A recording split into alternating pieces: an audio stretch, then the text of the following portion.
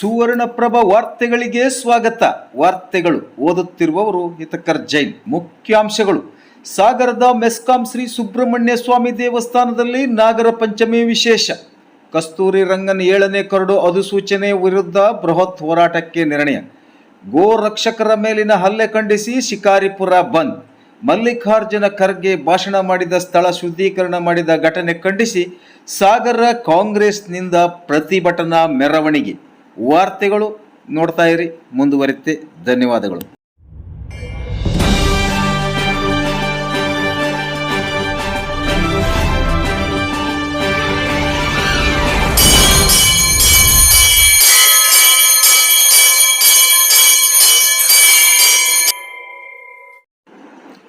ಸಾಗರದ ಮೆಸ್ಕಾಂ ಉಪವಿಭಾಗೀಯ ಕಚೇರಿ ಹಿಂಭಾಗದ ಮೆಸ್ಕಾಂ ಸಿಬ್ಬಂದಿಗಳ ವಸತಿ ಗೃಹಗಳ ವ್ಯಾಪ್ತಿಯಲ್ಲಿ 1973ರಲ್ಲಿ ವರದಹಳ್ಳಿಯ ಶ್ರೀ ಶ್ರೀಧರ ಸ್ವಾಮಿಗಳ ಅಮೃತ ಹಸ್ತದಿಂದ ಪ್ರತಿಷ್ಠಾಪಲ್ಪಟ್ಟಿರುವ ಶ್ರೀ ಸುಬ್ರಹ್ಮಣ್ಯ ಸ್ವಾಮಿ ದೇವಸ್ಥಾನದಲ್ಲಿ ನಾಗರ ಪಂಚಮಿಯಂದು 500ಕ್ಕೂ ಹೆಚ್ಚು ಕುಟುಂಬದವರು ಆಗಮಿಸಿ ಶ್ರೀ ಸುಬ್ರಹ್ಮಣ್ಯ ಸ್ವಾಮಿಗೆ ಕ್ಷೀರಾಭಿಷೇಕ ಹಾಗೂ ದೇವಸ್ಥಾನದ ಆವರಣದಲ್ಲಿರುವ ನಾಗರ ಬಿಂಬಗಳಿಗೆ ಕ್ಷೀರಾಭಿಷೇಕ ನೆರವೇರಿಸಿದರು. ಸುಬ್ರಹ್ಮಣ್ಯ ದೇವಸ್ಥಾನದಲ್ಲಿ ವಿಶೇಷವಾಗಿ ಹುಣ್ಣಿಮೆ, ಸೃಷ್ಟಿ, ಮಂಗಳವಾರ ಸೇರಿದಂತೆ ವಿಶೇಷ ಪೂಜೆ, ಅಭಿಷೇಕ, ಅರ್ಚನೆಗಳು ನಡೆಯುತ್ತವೆ. ವಿಶೇಷವಾಗಿ ಆಶ್ಲೇಷ ಬಲಿ, ಸರ್ಪ ಸಂಸ್ಕಾರ ಸೇರಿದಂತೆ ಸರ್ಪದೋಷ ನಿವಾರಣೆಯ ಪೂಜಾ ಕಾರ್ಯಗಳು, ಧಾರ್ಮಿಕ ಪದ್ಧತಿಗಳು ಜರುಗುತ್ತವೆ. ಸುಬ್ರಹ್ಮಣ್ಯ ಸ್ವಾಮಿ ದೇವಸ್ಥಾನದ ಅರ್ಚಕರು ಪ್ರತಿಕ್ರಿಯಿಸಿ, ಶ್ರೀಧರ ಸ್ವಾಮಿಗಳ ಸಾನ್ನಿಧ್ಯದಲ್ಲಿ ಸ್ಥಾಪಿತವಾದ ಇಲ್ಲಿನ ಸುಬ್ರಹ್ಮಣ್ಯ ಸ್ವಾಮಿ ದೇವಸ್ಥಾನದಲ್ಲಿ ಭಕ್ತರ ಇಷ್ಟಾರ್ಥ ಸಿದ್ಧಿಯಾಗುತ್ತಿದೆ. ಸಂತಾನ ಭಾಗ್ಯವಿಲ್ಲದ ಅನೇಕರು ಇಲ್ಲಿನ ಸುಬ್ರಹ್ಮಣ್ಯ ಸ್ವಾಮಿಗೆ ಪ್ರಾರ್ಥಿಸಿದ ಫಲವಾಗಿ ಸಂತಾನ ಪ್ರಾಪ್ತಿಯಾಗಿರುವ ಸಾಕಷ್ಟು ಉದಾಹರಣೆ, ನಿದರ್ಶನಗಳಿವೆ ಎಂದರು. ವಿದ್ಯೆ, ನೌಕರಿ, ವಿವಾಹಗಳಿಗೆ ಪ್ರಾರ್ಥಿಸಿದವರಿಗೆ ಶ್ರೀ ಸುಬ್ರಹ್ಮಣ್ಯ ಸ್ವಾಮಿ ಕೃಪೆಯಿಂದ ಬೇಡಿದ ಬೇಡಿಕೆ ಈಡೇರುವ ಹಲವು ನಿದರ್ಶನಗಳಿಂದ ಇಲ್ಲಿಗೆ ಬರುವ ಭಕ್ತರ ಸಂಖ್ಯೆ ದಿನೇ ದಿನೇ ಹೆಚ್ಚುತ್ತಿದೆ. ಪ್ರಾರಂಭದಲ್ಲಿ ಮೆಸ್ಕಾಂ ಸಿಬ್ಬಂದಿಗಳಿಗೆ ಈ ಪ್ರದೇಶದಲ್ಲಿ ಹಾವುಗಳ ವಿಪರೀತ ಕಾಟದಿಂದ ಪರಿಹಾರಕ್ಕಾಗಿ ಸುಬ್ರಹ್ಮಣ್ಯ ಸ್ವಾಮಿ ದೇವಸ್ಥಾನ ನಿರ್ಮಿಸಲು ನಿರ್ಮಿಸಿದ ಮಂದಿರ ಇಂದು ಮೆಸ್ಕಾಂ ಸಿಬ್ಬಂದಿಗಳ ಹಾಗೂ ಇತರೆ ಅನೇಕ ಸಾರ್ವಜನಿಕ ಭಕ್ತರಿಗೆ ಅಭಯ ನೀಡುವ ವಿಶೇಷ ದೇವಸ್ಥಾನವಾಗಿ ಹೊರಹೊಮ್ಮಿದೆ ಎಂದರು. ನಾಗರ ಪಂಚಮಿಯಂದು ಸುಬ್ರಹ್ಮಣ್ಯ ದೇವಸ್ಥಾನಕ್ಕೆ ಹರಿದು ಬಂದ ಭಕ್ತ ಸಾಗರ. ಹಿಂದೂ ಧಾರ್ಮಿಕ ಪದ್ಧತಿಯಂತೆ ನಾಗರ ಪೂಜೆಗೆ ಮಹಿಳೆಯರು, ಮಕ್ಕಳು ಸೇರಿದಂತೆ ಕುಟುಂಬ ಸಮೇತರಾಗಿ ಆಗಮಿಸಿದ್ದರು. ಇಲ್ಲಿನ ದೇವಸ್ಥಾನ ಸಮಿತಿ ಭಕ್ತರುಗಳಿಗೆ ಸೂಕ್ತ ರೀತಿಯಲ್ಲಿ ಪೂಜೆ ಕಾರ್ಯಗಳಿಗೆ ಅನುವು ಮಾಡಿಕೊಟ್ಟಿದ್ದು ತೀರ್ಥ ಪ್ರಸಾದ ವಿತರಣೆಯನ್ನು ನಡೆಸಿದರು.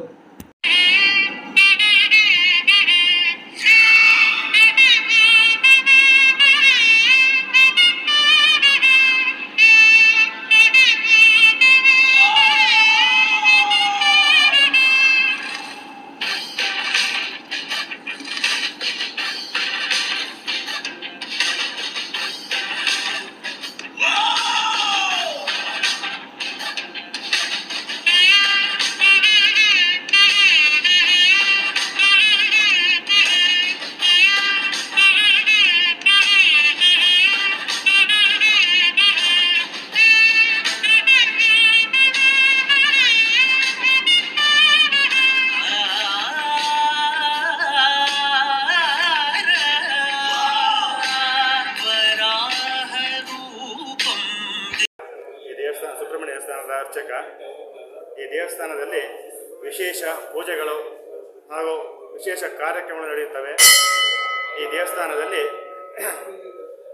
ಆಶ್ಲೇಷ ಬಲಿ, ಸರ್ಪ ಸಂಸ್ಕಾರ, ನಾಗಪ್ರತಿಷ್ಠೆ, ವಿಶೇಷವಾದ ಪೂಜೆಗಳು ಸಲ್ಲಿಸುತ್ತಿದ್ದಾರೆ.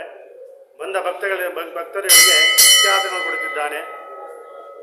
ಈ ದೇವಸ್ಥಾನವು 1973ರಲ್ಲಿ ಶಿವಸ್ವಾಮಿಗಳ ಅನುಜ್ಞೆಯಿಂದ ಪ್ರತಿಷ್ಠೆಯಾಗಿದೆ. 73ರಲ್ಲಿ ಸರ್ಪಗಳ ಕಾಟಗಳು ಜಾಸ್ತಿ ಆದಾಗ ನಮ್ಮ KEBಯ ನೌಕರರ ಎಲ್ಲ ಅನುಗ್ರಹದಿಂದ ಈ ಸುಬ್ರಹ್ಮಣ್ಯ ಸ್ವಾಮಿಯು ಇಲ್ಲಿ ನೆಲೆಸಿದ್ದಾನೆ. ಈ ಸುಬ್ರಹ್ಮಣ್ಯ ಸ್ವಾಮಿಯು ಬಂದ ಭಕ್ತರುಗಳಿಗೆ ಇಷ್ಟಾರ್ಥಗಳನ್ನು ಕೊಡುತ್ತಿದ್ದಾನೆ ಹಾಗೂ ಮುಂದೆಯೂ ಸಹ ಎಲ್ಲ ರೀತಿಯಲ್ಲೂ ಭಕ್ತರುಗಳಿಗೆ ಅನುಕೂಲ ಮಾಡಿಕೊಳ್ಳಲೆಂದು ನಾವು ಪ್ರತಿ ಹುಣ್ಣಿಮೆ ಹಾಗೂ ಷಷ್ಠಿ, ಮಂಗಳವಾರದಂದು ವಿಶೇಷ ಪೂಜೆಗಳು ನಡೆಯುತ್ತವೆ. ಇಲ್ಲಿ ಮಕ್ಕಳಾಗಲಿರುವವರಿಗೆ ಪ್ರಾರ್ಥನೆ ಮಾಡಿಕೊಂಡಾಗ ಅವರಿಗೆ ಸಂತಾನ ಫಲ ಪ್ರಾಪ್ತಿಯಾಗಿದೆ, ವಿದ್ಯಾರ್ಥಿಗಳಿಗೆ ವಿದ್ಯಾ ಪ್ರಾಪ್ತಿಯಾಗಿದೆ ಹಾಗೂ ನೌಕರಿ ಇಲ್ಲದವರಿಗೆ ನೌಕರಿ ಸಹ ಪ್ರಾಪ್ತಿಯಾಗಿದೆ. ಹೀಗೆ ಅವರವರ ಅನುಜ್ಞೆಯಿಂದ ಅವರುಗಳ ಮನಸ್ಸಲ್ಲಿ ಏನು ಕಾಮನೆಗಳಿದೆ ಎಲ್ಲವನ್ನೂ ಸಹ ಆ ಸುಬ್ರಹ್ಮಣ್ಯ ನಡೆಸಿಕೊಡುತ್ತಿದ್ದಾನೆ. ಹಾಗೆ ಮುಂದೆಯೂ ಸಹ ಎಲ್ಲ ಭಕ್ತರಿಗೂ ಒಳ್ಳೆಯದು ಮಾಡಿಕೊಳ್ಳಿ ಅಂತೇಳಿ ಪ್ರಾರ್ಥನೆ ಮಾಡುತ್ತೇವೆ.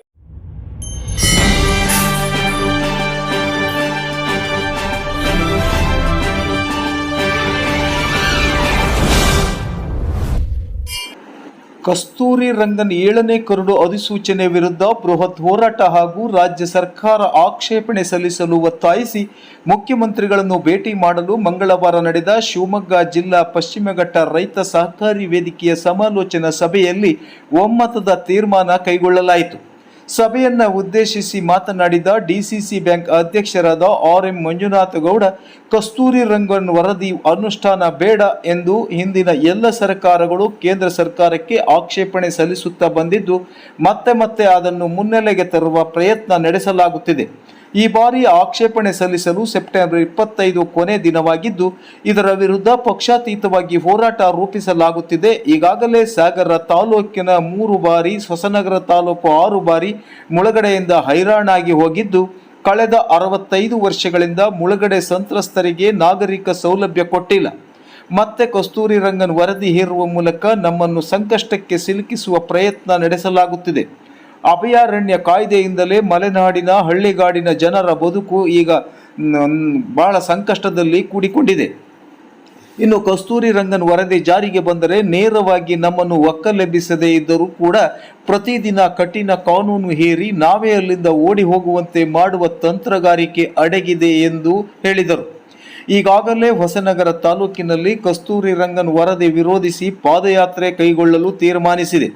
ಹೊಸನಗರ ನಂತರ ಸಾಗರ, ತೀರ್ಥಹಳ್ಳಿ, ಶಿಕಾರಿಪುರ, ಶಿವಮೊಗ್ಗ ಗ್ರಾಮಾಂತರದಲ್ಲೂ ಪಾದಯಾತ್ರೆ ನಡೆಸಲಾಗುತ್ತಿದ್ದು, ಅಕ್ಟೋಬರ್ ತಿಂಗಳ ಅಂತ್ಯದಲ್ಲಿ ಶಿವಮೊಗ್ಗದಲ್ಲಿ 1 ಲಕ್ಷಕ್ಕೂ ಅಧಿಕ ರೈತರು ಸಹಕಾರಿಗಳನ್ನು ಒಳಗೊಂಡ ಬೃಹತ್ ಪ್ರತಿಭಟನೆ ನಡೆಸಲು ತೀರ್ಮಾನಿಸಲಾಗಿದೆ. ಈ ಸಭೆಗೆ ಮುಖ್ಯಮಂತ್ರಿಗಳನ್ನು, ಸಚಿವರನ್ನು, ಕೇಂದ್ರ ಸಚಿವರು, ಸಂಸದರು, ಶಾಸಕರನ್ನು ಆಹ್ವಾನಿಸಿ ಅವರಿಗೆ ಮನವಿ ನೀಡುವ ಉದ್ದೇಶ ಹೊಂದಲಾಗಿದೆ. ಕಸ್ತೂರಿ ರಂಗನ್ ವರದಿ ಜಾರಿಯಾದರೆ ಬಗರುಕುಂ ಸಾಗುವಳಿದಾರರಿಗೆ ಹೆಚ್ಚಿನ ತೊಂದರೆಯಾಗುತ್ತದೆ. ಖಾತೆದಾರರನ್ನು ಹೊರತುಪಡಿಸಿ ಖಾತೆ ಇಲ್ಲದವರನ್ನು ಒಕ್ಕಲೆಬ್ಬಿಸುವುದು ಅಧಿಕಾರಿಗಳಿಗೆ ಸುಲಭದ ಕೆಲಸವಾಗುತ್ತದೆ. ಕಸ್ತೂರಿ ರಂಗನ್ ವರದಿ ಕುರಿತು ಸದನದಲ್ಲಿ ಗಂಭೀರವಾದ ಚರ್ಚೆ ನಡೆಯಬೇಕು. ಶೀಘ್ರದಲ್ಲಿಯೇ ಮುಖ್ಯಮಂತ್ರಿಗಳನ್ನು ನಿಯೋಗ ಮೂಲಕ ಭೇಟಿ ಮಾಡಿ ಕೇಂದ್ರಕ್ಕೆ ಆಕ್ಷೇಪಣೆ ಸಲ್ಲಿಸಲು ಮನವಿ ಮಾಡಲಾಗುತ್ತದೆ ಎಂದು ಹೇಳಿದರು. ಜಿಲ್ಲಾ ಪಂಚಾಯಿತಿ ಮಾಜಿ ಸದಸ್ಯ ಬಿ.ಆರ್. ಜಯಂತ್ ಮಾತನಾಡಿ, ಕಸ್ತೂರಿ ರಂಗನ್ ವರದಿ ಜಾರಿಯಾದರೆ ಗ್ರಾಮ ಮತ್ತು ಅದರ 10 ಕಿಲೋಮೀಟರ್ ಸುತ್ತಳತೆಯ ಪ್ರದೇಶ ಬಯಲು ಜೈಲಾಗಿ ಮಾರ್ಪಾಡಾಗುತ್ತದೆ. ಶಿವಮೊಗ್ಗ ಜಿಲ್ಲೆಯ 473 ಗ್ರಾಮಗಳು ಪರಿಸರ ಸೂಕ್ಷ್ಮ ಪ್ರದೇಶ ವ್ಯಾಪ್ತಿಯಲ್ಲಿ ಸೇರಿದೆ. ಇದರ ವಿರುದ್ಧ ಪಕ್ಷಾತೀತ ಹೋರಾಟ ಅತ್ಯಗತ್ಯ ಎಂದು ಆರ್.ಎಂ. ಮಂಜುನಾಥಗೌಡ ಅವರ ನೇತೃತ್ವದಲ್ಲಿ ಪಶ್ಚಿಮಘಟ್ಟ ರೈತ ಸಹಕಾರಿ ವೇದಿಕೆ ಅಸ್ತಿತ್ವಕ್ಕೆ ತಂದಿದ್ದು, ಇದರ ಮೂಲಕವೇ ಸಮಗ್ರ ಹೋರಾಟ ನಡೆಯಲಿದೆ ಎಂದರು. ಈಗಾಗಲೇ ಕೇರಳದಲ್ಲಿ ಕಸ್ತೂರಿ ರಂಗನ್ ವರದಿ ಅನುಷ್ಠಾನ ವಿರೋಧಿಸಿ ನಡೆದ ಹೋರಾಟಕ್ಕೆ ಯಶಸ್ಸು ಸಿಕ್ಕಿದೆ. ನಮ್ಮ ರಾಜ್ಯದಲ್ಲಿ ಸಹ ಅಂಥದ್ದೇ ಹೋರಾಟ ರೂಪಿಸಬೇಕು. ಕಾಯ್ದೆ ಜಾರಿಗೆ ಬಂದರೆ ಕಾಡು ಪ್ರಾಣಿಗಳು ಹೋಗುತ್ತಿದ್ದರೆ ಕೈ ಮುಗಿದು ನಿಂತುಕೊಳ್ಳಬೇಕಾಗುತ್ತದೆ. ಅದೃಷ್ಟ ಇದ್ದವರು ಮಾತ್ರ ಬದುಕುತ್ತಾರೆ. ವರದಿಯ ಗಂಭೀರತೆಯನ್ನು ಪ್ರತಿಯೊಬ್ಬರು ಅರ್ಥ ಮಾಡಿಕೊಳ್ಳಬೇಕು. ಆಕ್ಷೇಪಣೆ ಸಲ್ಲಿಸುವ ಜೊತೆಗೆ ವೇದಿಕೆ ನಡೆಸುವ ಹೋರಾಟಕ್ಕೆ ಎಲ್ಲರೂ ಸಹಕಾರ ನೀಡಬೇಕೆಂದು ಮನವಿ ಮಾಡಿದರು.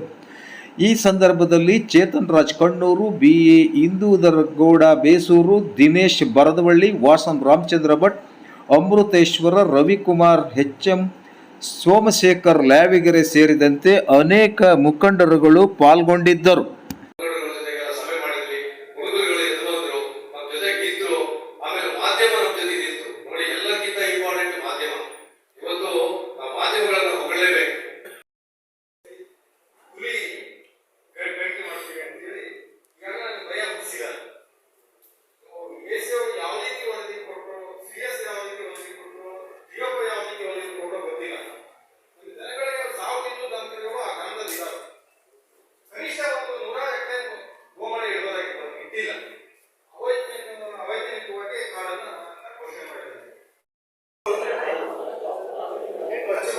ರೈತ ಸಹಕಾರಿ ವೇದಿಕೆಯಿಂದ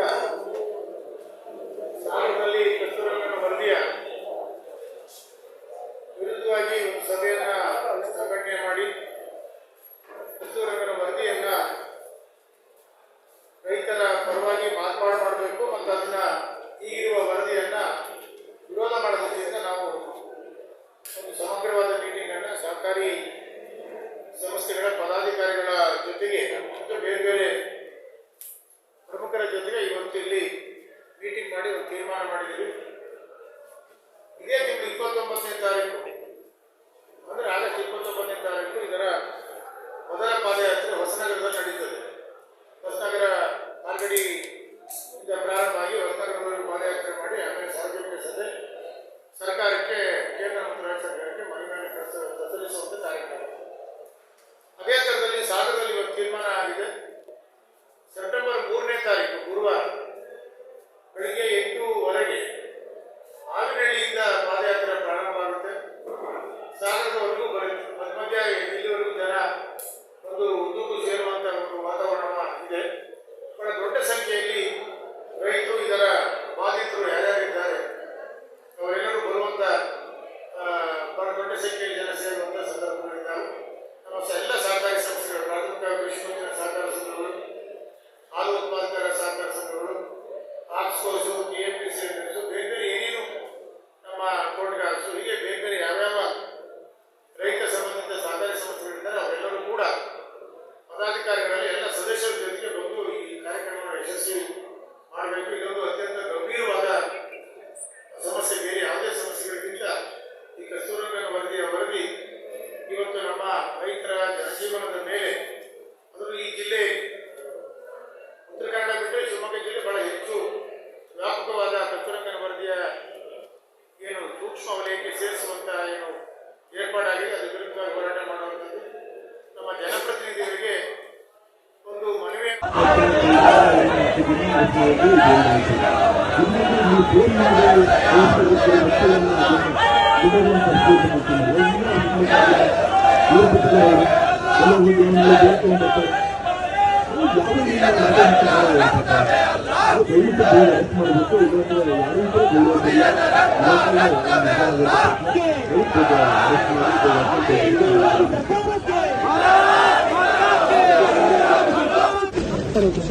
ನಮ್ಮ ಭಾರತಕ್ಕೆ ಸ್ವಾತಂತ್ರ್ಯ ಬಂದು 80ನೇ ವರ್ಷದ ದಿನಾಚರಣೆಯನ್ನ ಆಚರಣೆ ಮಾಡುವಂತ ಒಂದು ದಿನ ಹಿಂದಿನ ರಾತ್ರಿ ದೇಶ ವಿಭಜನೆ ಆದಂತ ಒಂದು ಕೆಟ್ಟ ದಿನ. ಆ ದಿನ ಹೊಸನಗರದಲ್ಲಿ ಕೊಟ್ಕೆಲ್ ಕಟ್ಕೊಂಡಂತ ಆಕಳನ್ನ ಕಳ್ತನ ಮಾಡಿ ಅದನ್ನ ಗಾಡಿಯೊಳಗೆ ಹಾಕೊಂಡು ಶಿಕಾರಿಪುರ ತಾಲೂಕಿನ ಕವಾಸ್ಪುರಕ್ಕೆ ಮುಟ್ಟಿಸುವಂತ ಎಲ್ಲ ಷಡ್ಯಂತ್ರನೂ ಇತ್ತು. ಅದನ್ನ ಫಾಲೋಅಪ್ ಅನ್ನ ಮಾಡಿಕೊಂಡು ಹಿಂದಿಂದೆ ಬಂದಂತ ನಮ್ಮ ಹಿಂದೂ ಬಾಂಧವರಿಗೆ, ಹುಡುಗರುಗಳಿಗೆ 3-4 ಜನ ಕಾರ್ಯಕರ್ತರು ಕಾರಲ್ಲಿ ಬರ್ತಾ ಇದ್ದಾರೆ. ಅನಂತಪುರ ಸಾಗರ, ಹೊಸನಗರ, ಅನಂತಪುರ ಸಾಗರ, ಅನಂತಪುರ ಶಿಕಾರಿಪುರದ ಗಡಿಯಲ್ಲಿ ಯಾರು ಆ ಕಳ್ತನ ಗೋವನ್ನ ಕಳ್ತನ ಮಾಡಿದ್ರು ಅಲ್ಲಿ ಕವಾಸ್ಪುರಕ್ಕೆ ಫೋನ್ ಮಾಡಿ ಅಲ್ಲಿಂದ ಗುಂಡಾಗಳನ್ನು ಕರೆಸಿ ಅವ್ರು ತನ್ನ ಏನ್ ಫಾಲೋಅಪ್ ಮಾಡ್ಕೊಂಡ್ ಬಂದಂತ ಹಿಂದೂ ಕಾರ್ಯಕರ್ತರ ಮೇಲೆ ಹಲ್ಲೆ ಮಾಡುವಂತ ಎಲ್ಲ ಪ್ರಯತ್ನ, ಮತ್ತೆ ಕಾರಿಗೆ ಸುಮಾರು ಒಂದು 20-30 ಮಚ್ಚಿನ ಒಂದು ಕನ್ಲಿಯಲ್ಲಿ ಹೊಡೆತವನ್ನ ಕಾಣುತ್ತೆ, ಗ್ಲಾಸ್ ಸೇರೋದು ಪುಡಿ ಮಾಡಿದ್ದಾರೆ. ಈ ಸಂದರ್ಭದಲ್ಲಿ ಈಗಾಗಲೇ ಶಿಕಾರಿಪುರ ನಗರವನ್ನ ಬಂಧನ ಕರೆದಿದ್ರು ನಮ್ಮ ವಿಶ್ವ ಹಿಂದೂ ಪರಿಷತ್ ಬಜರಂಗ ದಳದಿಂದ. ತುಂಬಾ ಯಶಸ್ವಿಯಾಗಿದೆ. ಆಕ್ರೋಶ ಕೂಡ ವ್ಯಕ್ತಪಡಿಸಿದ್ವಿ ಮತ್ತೆ ಅತ್ಯಂತ ಶಾಂತಿಯುತವಾಗಿ ಮಾಡಿದ್ವಿ. ಆಗ ಪೊಲೀಸ್ ಇಲಾಖೆಗೆ ತಮ್ಮ ಮುಖಾಂತರ ನಾನು ಸರ್ಕಾರಕ್ಕೆ ನಾವು ಒತ್ತಾಯ ಮಾಡ್ತೀನಿ, ಆದಷ್ಟು ಬೇಗ ಯಾರು ಕಾನೂನನ್ನ ಕೈ ತೆಗೆದುಕೊಂಡು ಹಲ್ಲೆ ಮಾಡೋದು ಒಂದು ಷಡ್ಯಂತ್ರ ನಡೆದಿತ್ತು ಅವರನ್ನು ಆದಷ್ಟು ಬೇಗ ಬಂಧಿಸಬೇಕು. ಮತ್ತೆ ಇನ್ನು ಮುಂದೆ ಯಾವುದೇ ರೀತಿ ಕೂಡ ಈ ರೀತಿಯಂತ ಘಟನೆಗಳು, ಯಾಕೆಂದ್ರೆ ಶಿರಾಳಕೊಪ್ಪದಲ್ಲಿ ಹಿಂದೆ ನವಿಲನ್ನ ಕಳ್ಸಾಗಣೆ ಮಾಡುವಂತ ಒಂದು ಸಿಕ್ಕಿತ್ತು. ಒಂದು ರಿವಾಲ್ವರ್ ಕೂಡ ಅವನ ಅರೆಸ್ಟ್ ಮಾಡ್ಕೊಂಡು ಬಂದ್ರು. ಕೊನೆಗೆ ಅವನು ರಿವಾಲ್ವರ್ ಕೂಡ ಅದು ಎಕ್ಸ್ಚೇಂಜ್ ಆಗಿ ಅವನು ಬಿಡುವಂತ ಕೆಲಸಗಳಾಗಿದೆ. ಒಂಟೆ ಕೂಡ ತಗೊಂಡ್ಬಂದಿರೋದು ಇರಲಿ, ಒಂಟೆದು ಕಾನೂನು ಪ್ರಕಾರ ತಂದಿದ್ದಾರೆ. ಅಂದ್ರೆ ಈ ರೀತಿಯಂತ ದೊಡ್ಡ ಒಂದು ಕೇಂದ್ರ ಶಿರಾಳಕೊಪ್ಪ ಆಗ್ತಾ ಇದೆ. ಈ ಶಿಕಾರಿಪುರದ ಕವಾಸ್ಪುರ ಭಾಗದಲ್ಲೂ ಕೂಡ ಕೆಲವು ಮತಿಗೇಡಿ ಶಕ್ತಿಗಳು ಈ ರೀತಿಯಂತ ಷಡ್ಯಂತ್ರ ಮಾಡ್ತಾ ಇದ್ದಾರೆ. ಆಗ ಸರ್ಕಾರಕ್ಕೆ ಒತ್ತಾಯ ಮಾಡ್ತೀನಿ, ಗೋಮಾತೆಯನ್ನ ಪದೇ ಪದೇ ಈ ರೀತಿಯಂತ ಒಂದು ಹಲ್ಲೆಯನ್ನ ಮಾಡಿ ತಿನ್ನುವಂತ ಕೆಲಸವನ್ನು ಮಾಡ್ತಾ ಇದ್ದಾರೆ. ಯಾವುದೇ ಕಾನೂನಿನ ಚೌಕಟ್ಟನ್ನು ಮೀರಿ ನಡೀತಿರುವಂತಹ ಈ ದಂಧೆ ಏನಿದೆ ಇದು ಸಂಪೂರ್ಣವಾಗಿ ನಿಲ್ಲಿಸುವಂತ ಕೆಲಸಕ್ಕೆ ಪೊಲೀಸು ಮತ್ತು ಜಿಲ್ಲಾಡಳಿತ ಕೈ ಜೋಡಿಸಬೇಕು. ಮತ್ತೆ ಈ ರೀತಿಯಂತ ವಿಚಾರಗಳಿಗೆ ಬೆಂಬಲ ಕೊಡುವಂತ ಕೆಲಸ ಸರ್ಕಾರದಲ್ಲೇ ಕೆಲವು ವ್ಯಕ್ತಿಗಳು ಏನ್ ಮಾಡ್ತಾ ಇದ್ದಾರೆ, ಅದನ್ನ ಅವರು ನಿಲ್ಲಿಸಿದ್ರೆ ಇದು ಎಲ್ಲದೂ ಕೂಡ ಒಂದು ಕೊನೆ ಆಡಲಿಕ್ಕೆ ಸಾಧ್ಯ ಆಗುತ್ತೆ ಅಂತ ಈ ಸಂದರ್ಭದಲ್ಲಿ ಹೇಳಿದ್ದೀನಿ. ಉತ್ತರಾಖಂಡದ ರಾಮಲೀಲಾ ಮೈದಾನದಲ್ಲಿ ಎಐಸಿಸಿ ಅಧ್ಯಕ್ಷ ಮಲ್ಲಿಕಾರ್ಜುನ ಖರ್ಗೆ ಭಾಷಣ ಮಾಡಿದ ಸ್ಥಳವನ್ನು ಶುದ್ಧೀಕರಣ ಮಾಡಿದ ಘಟನೆ ಖಂಡಿಸಿ ಸಾಗರ ಬ್ಲಾಕ್ ಕಾಂಗ್ರೆಸ್ ವತಿಯಿಂದ ಸಾಗರ ಪಟ್ಟಣದಲ್ಲಿ ಪ್ರತಿಭಟನಾ ಮೆರವಣಿಗೆ ನಡೆಸಿ ಸಾಗರ ಉಪವಿಭಾಗಾಧಿಕಾರಿಗಳ ಕಚೇರಿ ಮೂಲಕ ರಾಷ್ಟ್ರಪತಿಗಳಿಗೆ ಮನವಿ ಸಲ್ಲಿಸಲಾಯಿತು. ಪ್ರತಿಭಟನೆ ಉದ್ದೇಶಿಸಿ ಮಾತನಾಡಿದ ತಾಲೂಕು ಗ್ಯಾರಂಟಿ ಸಮಿತಿ ಅಧ್ಯಕ್ಷ ಬಿಆರ್ ಜಯಂತ್, ಬಿಜೆಪಿ ಮತ್ತು ಅಂಗಪಕ್ಷಗಳಿಗೆ ಡಾಕ್ಟರ್ ಬಿಆರ್ ಅಂಬೇಡ್ಕರ್ ಸಂವಿಧಾನದ ಬಗ್ಗೆ ಗೌರವ ಇಲ್ಲ. ಬಿಜೆಪಿಯವರಿಗೆ ಮುಸ್ಲಿಮರು ಮಾತ್ರವಲ್ಲದೆ ದಲಿತರು ಸಹ ವಿರೋಧಿಗಳು ಎನ್ನುವುದು ವಿವಿಧ ಸಂದರ್ಭದಲ್ಲಿ ಸಾಬೀತಾಗಿದೆ ಎಂದರು. ಬಿಜೆಪಿಯವರಿಗೆ ಪ್ರಜಾಪ್ರಭುತ್ವ ವ್ಯವಸ್ಥೆ ಮೇಲೆ ನಂಬಿಕೆ, ವಿಶ್ವಾಸವಿಲ್ಲ. ತಾವು ಸಂವಿಧಾನದ ಪರಿಣಾಮ ಅಧಿಕಾರದಲ್ಲಿದ್ದೇವೆ ಎಂಬ ಕಿಂಚಿತ್ತೂ ಸ್ಮರಣೆ ಇಲ್ಲದವರು ನಮ್ಮ ದೇಶವನ್ನು ಆಳ್ವಿಕೆ ನಡೆಸುತ್ತಿದ್ದಾರೆ. ದೆಹಲಿಯ ಕೆಂಪುಕೋಟೆ ಮೇಲೆ ಸ್ವಾತಂತ್ರ್ಯೋತ್ಸವ ಧ್ವಜಾರೋಹಣ ಸಂದರ್ಭದಲ್ಲಿ ದೇಶದ ಪ್ರಧಾನಿ ನರೇಂದ್ರ ಮೋದಿಯವರು ಹೇಳಿದ ಮಾತು ಅತ್ಯಂತ ಆತಂಕಕಾರಿ, ಅಪಾಯದ ಸಂಗತಿಯಾಗಿದೆ ಎಂದರು. ಪ್ರಜಾಪ್ರಭುತ್ವ ವ್ಯವಸ್ಥೆಯ ಮೇಲೆ ನಂಬಿಕೆ ಇರಿಸಿಕೊಂಡವರು, ವಿಚಾರವಂತರು, ಪ್ರಜಾಪ್ರಭುತ್ವದ ಪರವಾಗಿ ಧ್ವನಿ ಎತ್ತುವವರು, ದೌರ್ಜನ್ಯವನ್ನು ವಿರೋಧಿಸುವವರನ್ನು ನಕ್ಸಲರು ಎಂದು ಪರಿಗಣಿಸುವಂತೆ ಮೋದಿಯವರು ಹೇಳಿದ್ದಾರೆ ಎಂದರು. ಹಿಂದುತ್ವದ ಆಧಾರದ ಮೇಲೆ ಕೋಮುವಾದ, ಕ್ರೌರ್ಯ, ದ್ವೇಷವನ್ನು ಬಿತ್ತುವ ನರೇಂದ್ರ ಮೋದಿ ಅವರ ಸರ್ಕಾರವನ್ನು ಕೆಳಗಿಳಿಸುವ ತನಕ ಕಾಂಗ್ರೆಸ್ ನಿರಂತರ ಹೋರಾಟ ರೂಪಿಸಬೇಕಾಗಿದೆ. ಖರ್ಗೆ ಅವರಿಗೆ ಅವಮಾನ ಮಾಡಿರುವುದು ದೇಶದ ಸಂವಿಧಾನಕ್ಕೆ ಅವಮಾನಿಸಿದಂತೆ ಎಂದು ಹೇಳಿದರು. ಕಾಂಗ್ರೆಸ್ ಪರಿಶಿಷ್ಟ ವಿಭಾಗದ ಅಧ್ಯಕ್ಷ ಎಲ್ ಚಂದ್ರಪ್ಪ ಮಾತನಾಡಿ, ಬಿಜೆಪಿ ಹಾಗೂ ಬಿಜೆಪಿಯ ಮಿತ್ರ ಪಕ್ಷಗಳು ಸಂವಿಧಾನ ವಿರೋಧಿ ಜೊತೆಗೆ ದಲಿತ ವಿರೋಧಿ ನಿಲುವು ಹೊಂದಿರುವುದು ಪದೇ ಪದೇ ನಡೆಯುವ ಹಲವು ಘಟನೆಗಳಿಂದ ಸಾಬೀತಾಗುತ್ತಿದೆ ಎಂದರು. ಎಐಸಿಸಿ ಅಧ್ಯಕ್ಷರು, ರಾಜ್ಯಸಭಾ ವಿಪಕ್ಷ ನಾಯಕ ಮಲ್ಲಿಕಾರ್ಜುನ ಖರ್ಗೆ ರಾಜಕೀಯ ಜೀವನದಲ್ಲಿ ದೇಶದಲ್ಲಿ ಸಾಂವಿಧಾನಿಕ ಉನ್ನತ ಹುದ್ದೆ ಹೊಂದಿದ್ದರು. ಅವರು ಭಾಷಣ ಮಾಡಿದ ಸ್ಥಳವನ್ನು ಗಂಗಾಜಲ ಬಳಸಿ ಶುದ್ಧೀಕರಿಸುವ ನೆಪದಲ್ಲಿ ಸನಾತನಿಗಳು ದಲಿತ ಸಮೂಹಕ್ಕೆ ಅಪಮಾನ ಮಾಡಿದ್ದಾರೆ. ಮನುವಾದಿಗಳು ಹಾಗೂ ಈ ಸಂಚನ್ನು ಭಾರತೀಯರು, ತಳ ಸಮುದಾಯದವರು ಅರಿತುಕೊಂಡು ಮುಂದಿನ ಚುನಾವಣೆಯಲ್ಲಿ ತಕ್ಕ ಬದಲಾವಣೆಯ ಮೂಲಕ ಸಂವಿಧಾನ ಉಳಿಸಬೇಕು ಎಂದರು. ನಗರಸಭೆ ಮಾಜಿ ಅಧ್ಯಕ್ಷೆ ಎನ್ ಲಲಿತಮ್ಮ ಮಾತನಾಡಿ, ಸಂವಿಧಾನ ವಿರೋಧಿಗಳು, ದೇಶದ್ರೋಹಿಗಳು ದೇಶದ ದಲಿತ ಸಮೂಹಕ್ಕೆ ಅಪಮಾನ ಮಾಡಿದ್ದಾರೆ ಎಂದು ಆಕ್ರೋಶ ವ್ಯಕ್ತಪಡಿಸಿದರು. ದೇಶದ ರಾಜ್ಯಸಭಾ ವಿಪಕ್ಷ ನಾಯಕನ ಸ್ಥಾನ ಅಲಂಕರಿಸಿರುವ ರಾಜಕೀಯ ಮುತ್ಸದ್ದಿ ಹಿರಿಯ ನಾಯಕ ಮಲ್ಲಿಕಾರ್ಜುನ ಖರ್ಗೆ ಅವರು ಭಾಷಣ ಮಾಡಿದ ಸ್ಥಳವನ್ನು ಶುದ್ಧೀಕರಿಸಿರುವುದು ಸಂವಿಧಾನಕ್ಕೆ ಮಾಡಿದ ಘೋರ ಅಗೌರವವಾಗಿದೆ ಎಂದು ಖಂಡಿಸಿದರು. ಖರ್ಗೆ ಅವರು ಭಾಷಣ ಮಾಡಿದ ಸ್ಥಳ ಶುದ್ಧೀಕರಿಸಿರುವ ಘಟನೆ ನಾಗರಿಕ ಸಮಾಜ ತಲೆ ತಗ್ಗಿಸುವಂತ ಕೆಲಸವಾಗಿದೆ ಎಂದರು.